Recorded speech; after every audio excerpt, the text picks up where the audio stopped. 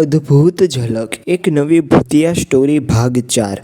અંકુર, કવિશ, નિહાલ અને રીતિકાએ જંગલમાં થયેલી લડાઈમાં થોડી શાંતિ મેળવી, પરંતુ તેની આનંદની મિનિટો લાંબી ન ચાલી। જંગલમાંથી ગામ તરફ પાછા ફરતા તેઓએ એક અજીબ વાતનો અનુભવ કર્યો।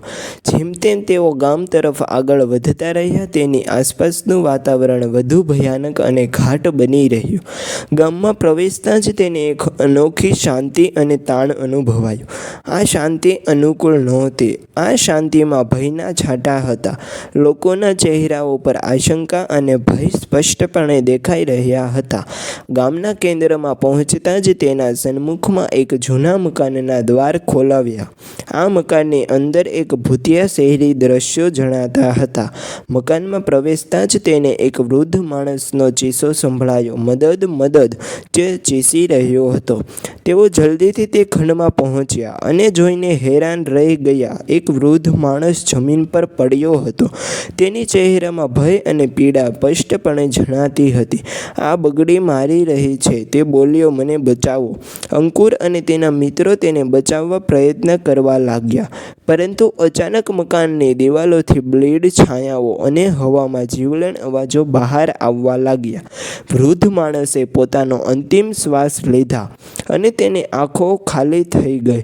તે મરી ગયો હતો અને તેના મૃત્યુનું દ્રશ્ય ભયાનક અને અમાનવીય હતું।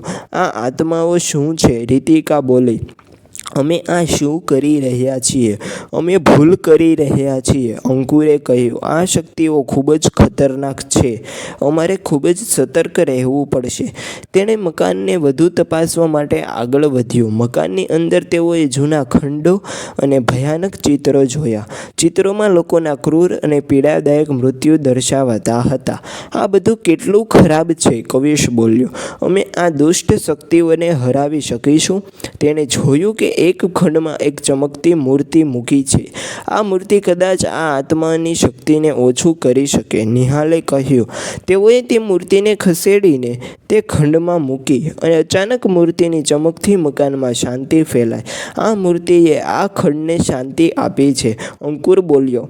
અમે આને બીજા ખંડોમાં પણ મૂકી શકીએ છીએ। તેણે મૂર્તિના ઉપયોગથી મકાનના બીજા ખંડોને પણ શાંતિ આપવાનો પ્રયાસ કર્યો। પ્રત્યેક ખંડમાં તે ભયાનક દ્રશ્યો અને અવાજોનો સામનો કરતા રહ્યા। આ કથાનો ભયાનક અવસર વધુ માટે રાહ જોવો।